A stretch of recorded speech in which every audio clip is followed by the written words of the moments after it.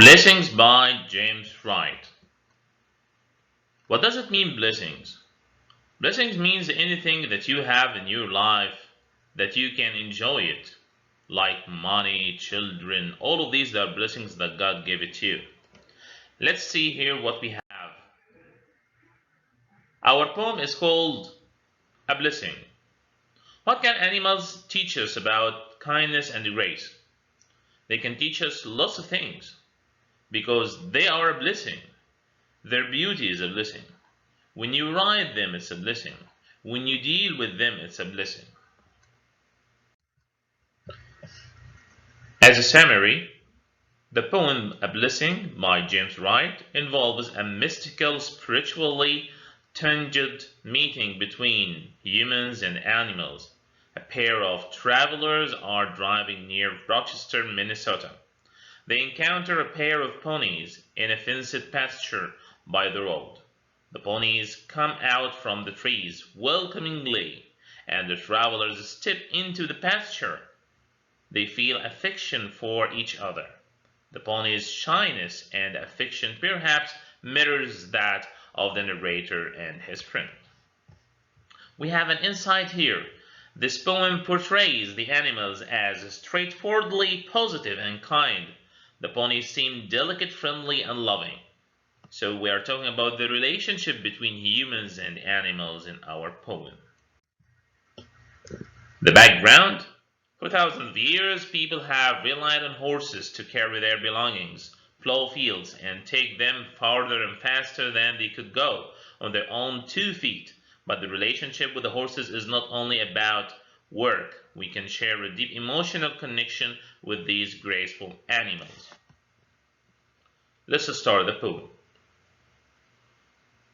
Just off the highway of Rochester, Minnesota, twilight bounds softly forth on the grass, and the eyes of those 2 Indian ponies darken with kindness.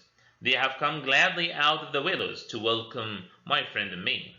We step over the barbed wire into the pasture, where they have been grazing all day.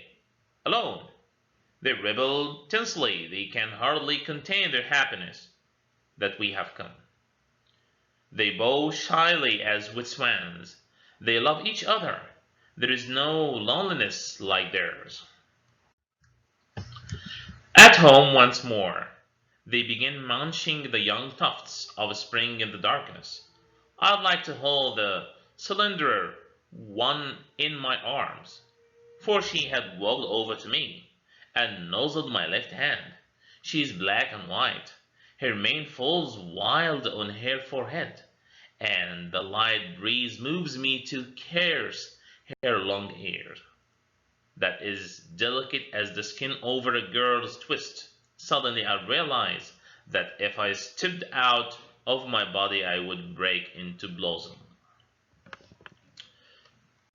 So the paraphrase of the poem that the speaker and his companion, which means his friend, are traveling down the highway in Minnesota at night and encounter a pair of horses in the field. The horses welcome them, and the humans cross a barbed wire fence to get up close and personal with the horses. The horses are alone and excited to see the speaker and his friend. Although lonely, the horses are clearly in love. The speaker expresses the desire to embrace the female horse as she walked over to the speaker. The speaker gives a description of the female horse and admired her beauty as they struck the horse and compares her to a human girl. The speaker has a revelation concerning his own life after the experience with the horse, because at the end he wished to be what? A blossom. The vocabulary here: shyly means bashful, timid manner. It's coming from the word shy, by the way. Loneliness means feeling of being alone or isolated. Blossom means a flower. At what time of day do the events in A Blessing take place? Twilight. And we say, guys, that twilight is the time in the evening when it starts to become dark.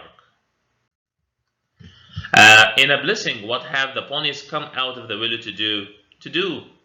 To to greet the visitors. Exactly.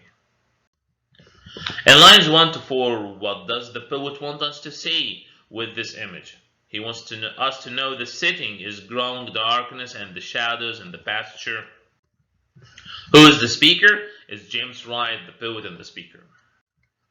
How do the animals in the poem respond to the visitors? The horses are very welcoming and warm. Exactly. Where does the poem take place? In a pasture in Rochester, Minnesota. To what are the ponies compared? When he compared them to the swans. Yes, and this is, we call it a simile. Excellent. Why did James Wright compose this poem? He was touched by the experience and that he wanted it to live on in his poem. He liked to talk about this experience of meeting the ponies and how did they react to him and his friend. Thank you so much. I wish you read the poem more than one time and wait for the next and coming sessions. Thank you so much.